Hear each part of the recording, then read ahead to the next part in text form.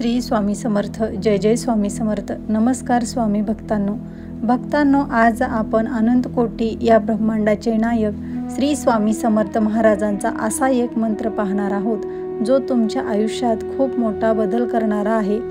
आज तुमच्या आयुष्यात खूप मोठी चमत्कारिक गोष्ट घडणार आहे, ज्याच्यामुळे तुम्हाला खूप मोठी संधी मिळणार आहे.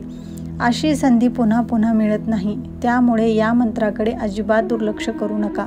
आज तुमच्या प्रत्येक स्वप्नांची पूर्ती होणार आहे. आयुष्यात आपण खूप कष्ट करतो, पण प्रत्येक गोष्टीत यश मिळते असेच नाही, कारण कष्टासोबत नशिबाची साथ असणे सुद्धा तितकेच महत्त्वाचे आहे. त्यामुळे या वर्षीच्या दिवाळीला विशेष असे महत्त्व आहे, कारण असा योग लाखो वर्षांनी येतो. या वर्षीच्या दिवाळीला श्री स्वामी समर्थ महाराजांचा हा एक अद्भुत असा मंत्र धनत्रयोदशी दिवशी फक्त तुमच्या घरामध्ये लावून ठेवा. तुम्ही कितीही गरीब असू द्यात किंवा कितीही कष्टी असू द्यात, या दिवशी हा मंत्र घरात लावून ठेवला तर तुम्हाला करोडपती होण्यापासून कोणीही रोखू शकणार नाही. कारण यावर्षी धनत्रयोदशीला असा योग आला आहे आणि या दिवशी जो स्वामीचा भक्त हा एक मंत्र घरामध्ये लावून ठेवेल, त्याच्या घरात नाही चमत्कार झाला तर मग सांगा. कारण हा मंत्रच खूप प्रभावशाली आणि दैवी ऊर्जेने भरलेला शक्तिशाली मंत्र आहे. हा मंत्र जेव्हा तुम्ही घरामध्ये लावता तेव्हा भगवान विष्णूचा प्रवेश घरामध्ये होतो आणि साक्षात स्वामी हे विष्णुरूप मूळ पुरुष आहेत आणि जिथे भगवान विष्णू असतात तिथे माता लक्ष्मी ही आपोआपच येते. हा मंत्र म्हणजे पैसा आकर्षित करणारा मंत्र आहे. या मंत्र उच्चाराने सर्व दिशेने धन खेचले जाते. मग तुमच्या आयुष्यात धन कोणत्या मार्गाने आणि कसे आले हे तुम्हाला कळणार पण नाही, एवढी ताकद या मंत्रामध्ये आहे. हा मंत्र काही साधासुद्धा मंत्र नाही. जो भक्त हा मंत्र धनत्रयोदशीपर्यंत रोज ऐकेल त्याला धनत्रयोदशी दिवशी 100% धनप्राप्ती होणारच. हा मंत्र तुम्ही पूर्ण शेवटपर्यंत म्हणजे 108 वेळेस ऐकले तरच याचे फळ तुम्हाला पूर्ण मिळेल. कारण कोणतेही काम हे पूर्णत्वास नेले तरच त्याचे पूर्ण फळ मिळते. त्यामुळे हा मंत्र अर्धवट ऐकण्याची चूक करू नका. भक्तांनो, तुम्हाला ही भरपूर धनप्राप्ती व्हावी, तुम्हाला ही या दिवाळीत माता लक्ष्मी प्रसन्न व्हावी असे वाटत असेल तर या मंत्राला दुर्लक्ष करू नका. कारण स्वामी आपल्या भक्तांच्या सर्व इच्छा या पूर्ण करतातच. ते आपल्या लेकरांच्या डोळ्यात कधीही अश्रू पाहू शकत नाहीत. तुम्ही जर स्वामीचे भक्त असाल तर कमेंटमध्ये अशक्य ही शक्य करतील स्वामी असे टाईप करा.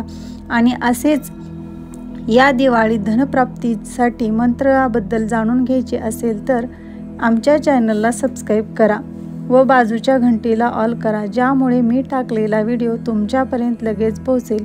चला तर मग भक्तांनो, तो अद्भुत आणि रहस्यमय मंत्र कोणता आहे ते जाणून घेऊयात. ओम नमो भगवते महासुदर्शनाय वासुदेवाय धन्वन्तराय नमः. ओम नमो भगवते महासुदर्शनाय वासुदेवाय धन्वन्तराय नमः. ओम नमो भगवते महासुदर्शनाय वासुदेवाय धन्वन्तराय नमः. ओम नमो भगवते महासुदर्शनाय वासुदेवाय धन्वन्तराय नमः.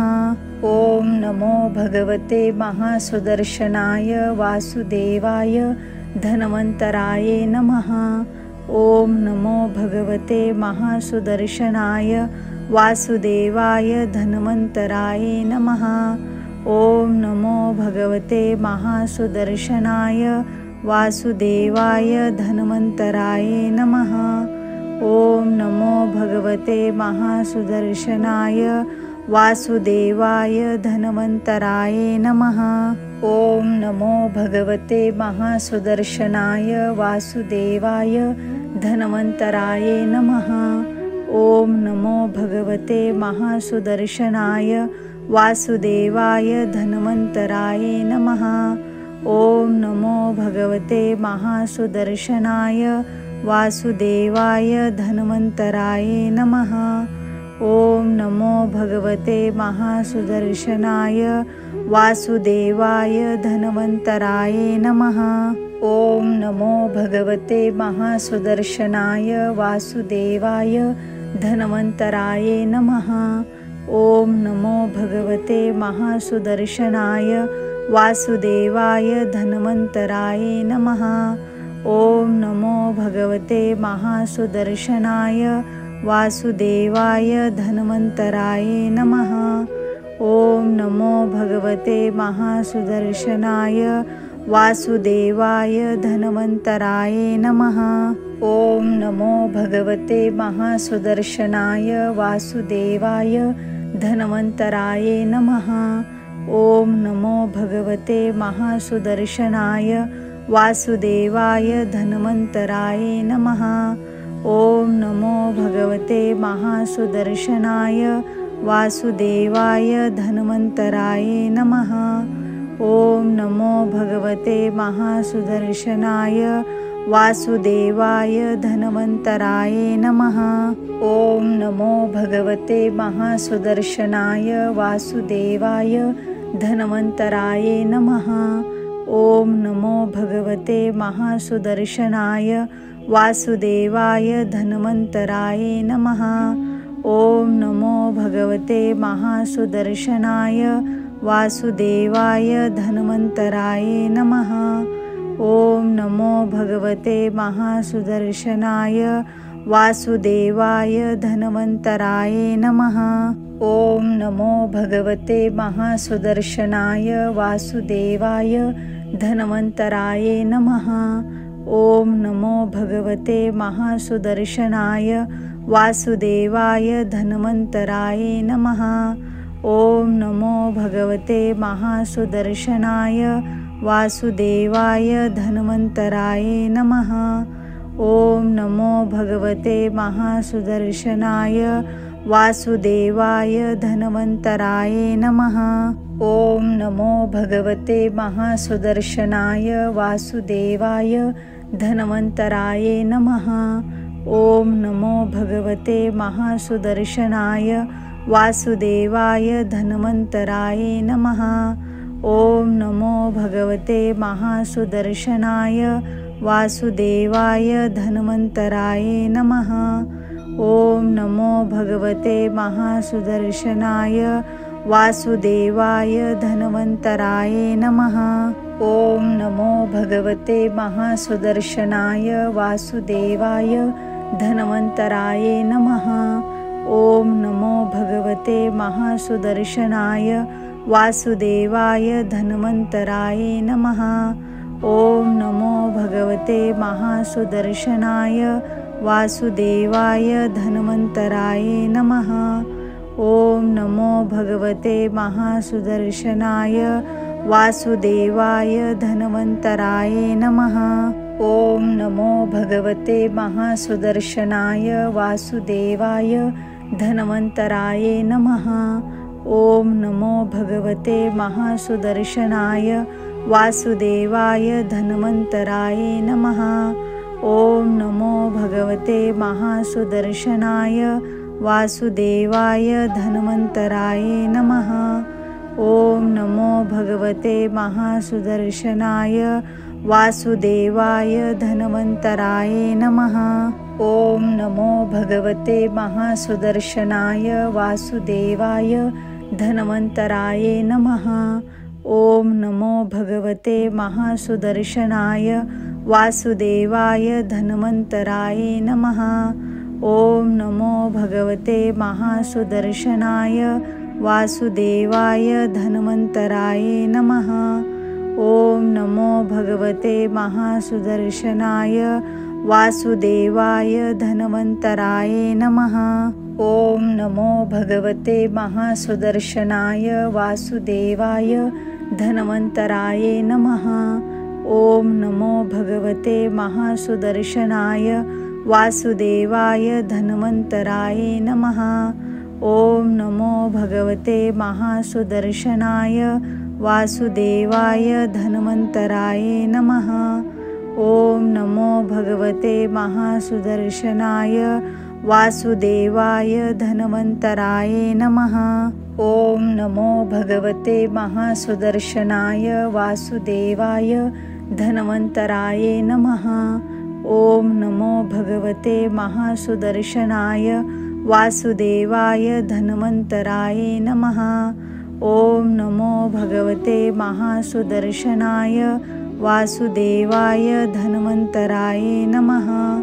ओम नमो भगवते महासुदर्शनाय वासुदेवाय धन्वन्तराय नमः।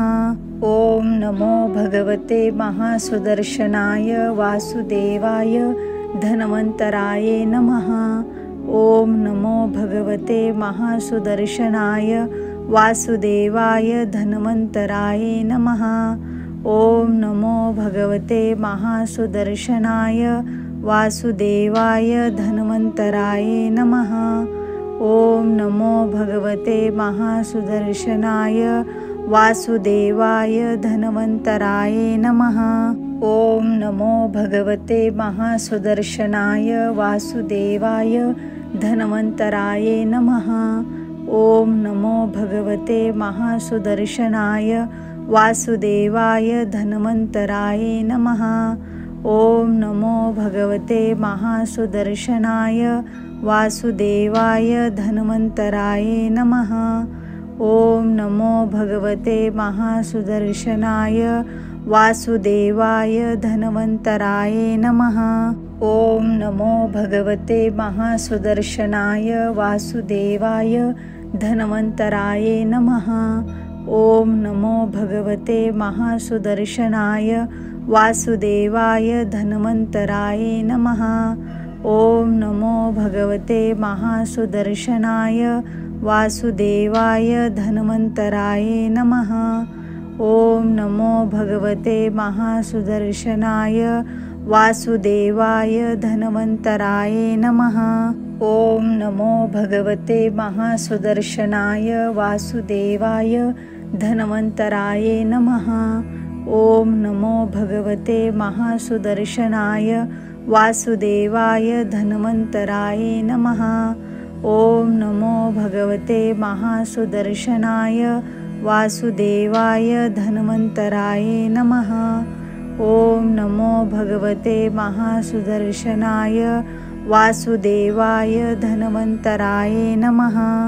ओम नमो भगवते महासुदर्शनाय वासुदेवाय धन्वन्तराय नमः। ओम नमो भगवते महासुदर्शनाय वासुदेवाय धन्वन्तराय नमः। ओम नमो भगवते महासुदर्शनाय वासुदेवाय धन्वन्तराय नमः।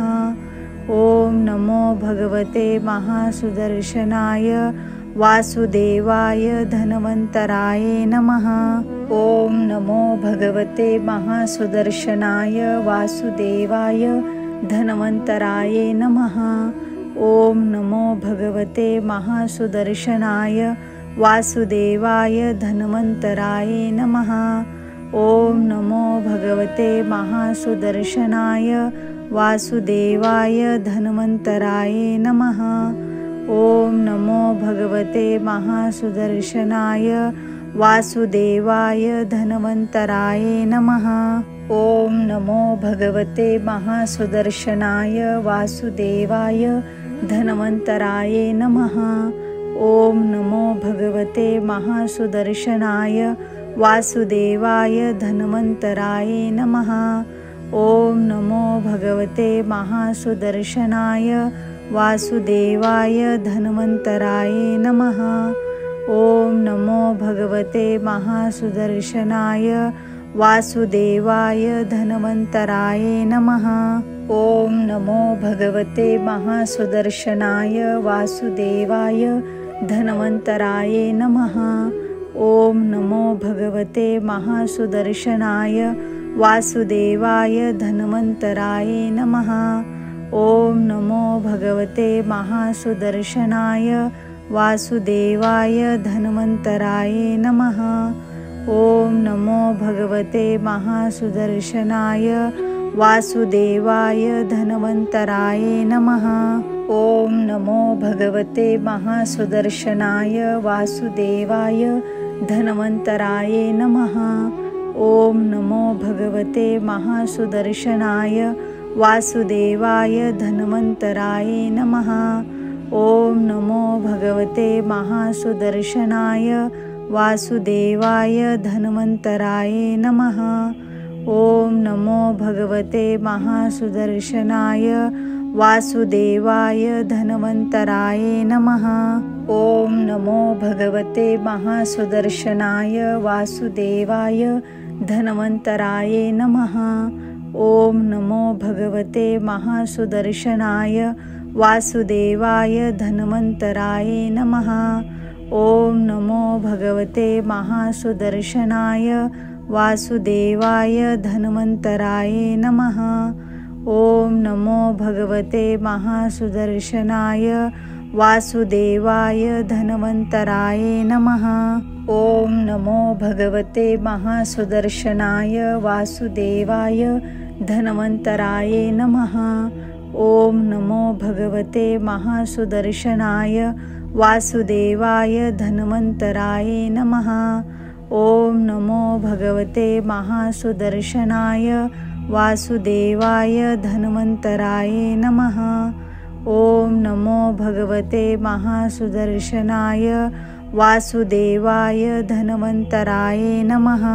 ओम नमो भगवते महासुदर्शनाय वासुदेवाय धन्वन्तराय नमः।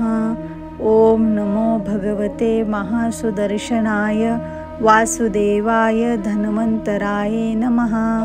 ओम नमो भगवते महासुदर्शनाय वासुदेवाय धन्वन्तराय नमः। ओम नमो भगवते महासुदर्शनाय वासुदेवाय धन्वन्तराय नमः।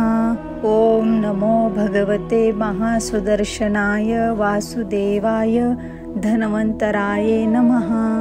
ओम नमो भगवते महासुदर्शनाय वासुदेवाय धन्वन्तराय नमः। ओम नमो भगवते महासुदर्शनाय वासुदेवाय धन्वन्तराय नमः। ओम नमो भगवते महासुदर्शनाय वासुदेवाय धन्वन्तराय नमः। ओम नमो भगवते महासुदर्शनाय वासुदेवाय धन्वन्तराय नमः। ओम नमो भगवते महासुदर्शनाय वासुदेवाय धन्वन्तराय नमः। ओम नमो भगवते महासुदर्शनाय वासुदेवाय धन्वन्तराय नमः। ओम नमो भगवते महासुदर्शनाय वासुदेवाय धन्वन्तराय नमः। ओम नमो भगवते महासुदर्शनाय वासुदेवाय धन्वन्तराय नमः। ओम नमो भगवते महासुदर्शनाय वासुदेवाय धन्वन्तराय नमः। ओम नमो भगवते महासुदर्शनाय वासुदेवाय धन्वन्तराय नमः। ओम नमो भगवते महासुदर्शनाय वासुदेवाय धन्वन्तराय नमः। ओम नमो भगवते महासुदर्शनाय वासुदेवाय धन्वन्तराय नमः। ओम नमो भगवते महासुदर्शनाय वासुदेवाय धन्वन्तराय नमः। ओम नमो भगवते महासुदर्शनाय वासुदेवाय धन्वन्तराय नमः। ओम नमो भगवते महासुदर्शनाय वासुदेवाय धन्वन्तराय नमः। ओम नमो भगवते महासुदर्शनाय वासुदेवाय धन्वन्तराय नमः। ओम नमो भगवते महासुदर्शनाय वासुदेवाय धन्वन्तराय नमः। ओम नमो भगवते महासुदर्शनाय वासुदेवाय धन्वन्तराय नमः। ओम नमो भगवते महासुदर्शनाय वासुदेवाय धन्वन्तराय नमः। ओम नमो भगवते महासुदर्शनाय वासुदेवाय धन्वन्तराय नमः। ओम नमो भगवते महासुदर्शनाय वासुदेवाय धन्वन्तराय नमः। ओम नमो भगवते महासुदर्शनाय वासुदेवाय धन्वन्तराय नमः। ओम नमो भगवते महासुदर्शनाय वासुदेवाय धन्वन्तराय नमः।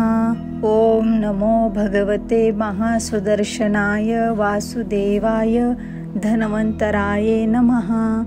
ओम नमो भगवते महासुदर्शनाय वासुदेवाय धन्वन्तराय नमः।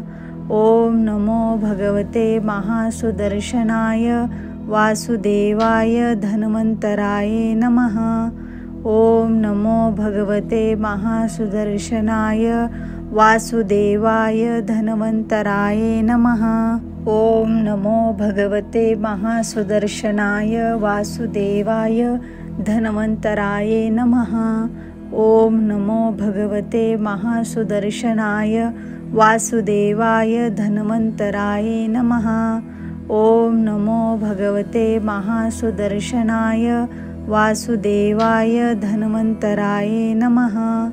ओम नमो भगवते महासुदर्शनाय वासुदेवाय धन्वन्तराय नमः। ओम नमो भगवते महासुदर्शनाय वासुदेवाय धन्वन्तराय नमः। ओम नमो भगवते महासुदर्शनाय वासुदेवाय धन्वन्तराय नमः। ओम नमो भगवते महासुदर्शनाय वासुदेवाय धन्वन्तराय नमः। ओम नमो भगवते महासुदर्शनाय वासुदेवाय धन्वन्तराय नमः। ओम नमो भगवते महासुदर्शनाय वासुदेवाय धन्वन्तराय नमः।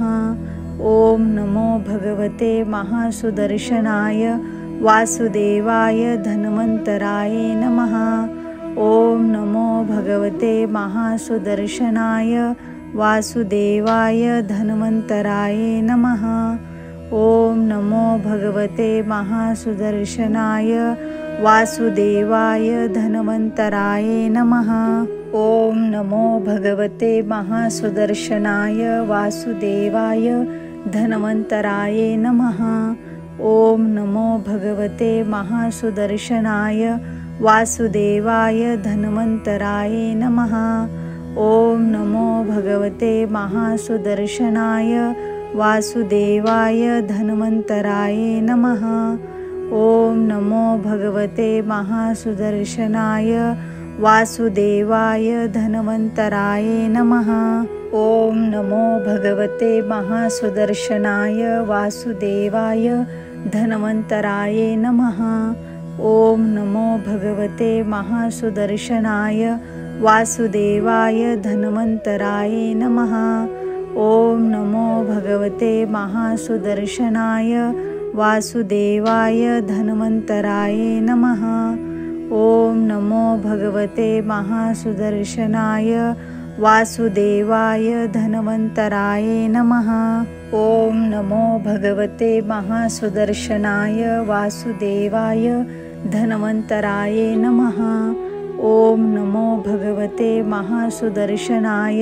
वासुदेवाय धन्वन्तराय नमः।